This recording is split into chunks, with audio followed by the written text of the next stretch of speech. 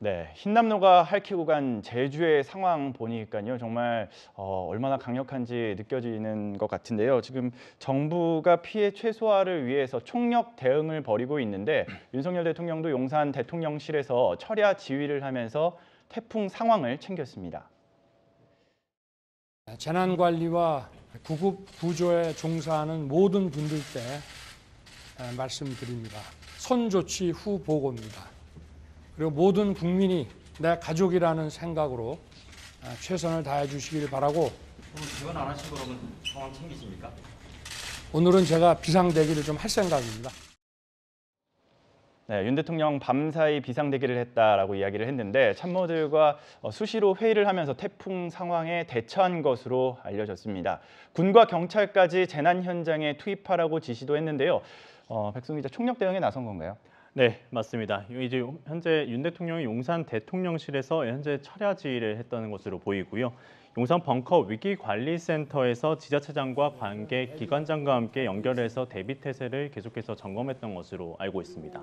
지난달 집중호우 때 퇴근을 하며 자택 지시 논란이 일었던 것에 좀 의식했던 것이 아닌가 그렇게 좀 생각이 들고, 대통령실 관계자에 따르면 위험에 처했을 때 국민 곁에 서 있어야 하는 공직자의 마음은 변함이 없다는 것을 설명을 내놨습니다.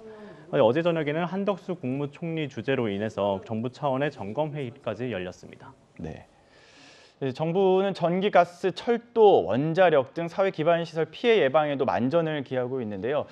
계속해서 하늘길도 막혔다, 철도도 지금 중단되고 있다라는 속보들이 계속해서 올라오고 있는데 하늘길과 바닷길이 잇따라 통제된 상황에서 언제쯤 정상화가 가능할까요?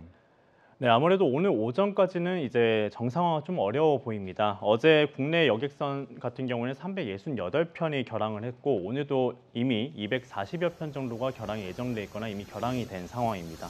이 기상 상황에 따라 더 추가가 될 것으로 보이고요. 이 열차 같은 경우는 쉽게 말해서 오늘 오후 3시까지는 정상 운행이 어렵다, 이렇게 생각하시면 될 것 같습니다. 오후 3시까지 중단되거나 조정이 된 건데, 이 고속열차 같은 경우는 130여 편이, 일반 열차 같은 경우는 187편 정도가 현재 중단이 된 상황입니다. SRT 같은 경우에도 총 60편 정도의 운행이 중단되고 있고, 이 풍속에 따라 열차 탈선이 우려되는 상황이다 보니까 이렇게 조치를 한 것으로 보입니다. 이 여객선 같은 경우에도 현재 연안 여객선과 국제 여객선 모두 전면 통제가 돼 있습니다. 해수부는 강풍의 조치를 통해서 이제 대형 하역 장비가 무너지지 않도록 컨테이너에 크레인 등을 선박에 고정 조치하도록 했습니다. 아무래도 항공기 운항뿐만 아니라 여객선, 이제 열차 다 마찬가지로 해서 경남 지역을 흰남노가 빠져나간 이후부터 오늘 오후부터 점차 정상화될 것으로 보입니다. 네, 조현선 기자. 네.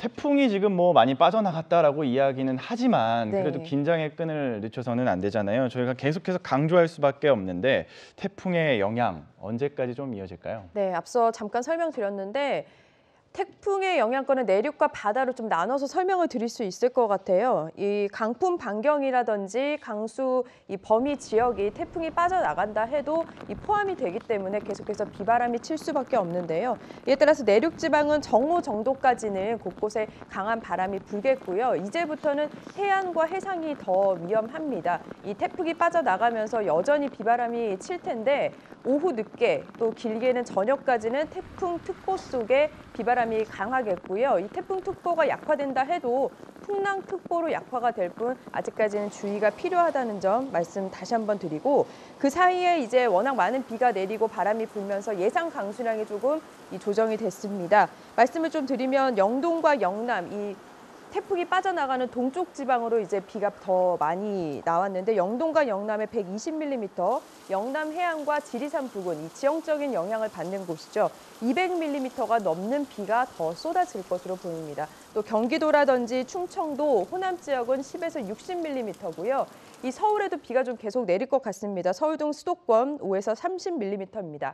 이 태풍의 이 여파가 아직은 남아있기 때문에 바람이 굉장히 강하게 부는데 해안가 같은 경우는 순간 최대 초속 60m, 또 서울 등 일부 내륙 지방에도 20에서 30m의 여전히 강한 바람이 분다는 점 계속해서 주의가 필요합니다. 네. 태풍이 지나가더라도 끝까지 방심을 해서는 안 될 것 같습니다. 안전하게 끝까지 대비를 해야 될 것 같습니다. 지금 현재 시간이 7시 37분인데 그러면 지금 조금이라도 좀 움직였을 것 같은데 현재 태풍의 위치 다시 한번 좀 짚어보겠습니다. 아직 정확한 그 위치를 파악할 수는 없지만 지금 거의 부산 지역과 근접한 지역, 동북 동쪽 10km 부근이고요. 그리고 속도가 지금 시속 50km로 빠져나갔기 때문에 저희가 방송 시작한 지 30분 정도가 지났지 않습니까? 굉장히 빠른 속도로 거의 해안가에 진입하지 않았을까라고 추정이 되고 있습니다.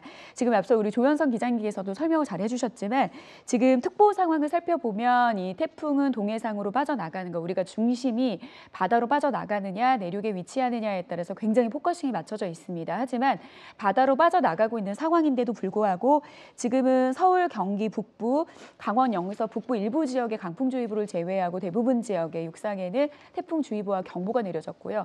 해상에서도 남쪽 지역을 중심으로는 태풍 경보가 내려져 있는 상황입니다. 태풍특보가 어떻게 보면 특보 중에서 가장 센 특보라고 보시면 되겠습니다. 강풍, 호우, 풍랑, 폭풍에 모두 다가 주의보 이상급이 돼야지 내려지는 겁니다. 그래서 서울, 경기 지역 같은 경우에는 지난밤 내려지는 호우주의보가 지금 강풍주의보로 대치가 됐다라고 하는 것은 이제는 비는 멈춰주고 바람으로 대치가 됐다는 거고요. 나머지들도 비와 바람 둘 중에 하나, 아마 비가 먼저 잦아들 겁니다. 그러면 이 태풍특보들이 강풍특보나 풍랑특보로 전환될 가능성이 굉장히 높습니다. 그래서 태풍의 중심에서 빠져나가면 비구름대가 현저하게 빠져나가기 때문에 비는 금세 줄어듭니다. 하지만 바람은 오늘 오후까지, 지금 동해 먼바다 같은 경우에는 오늘 밤까지도 계속해서 남아있을 수 있고요.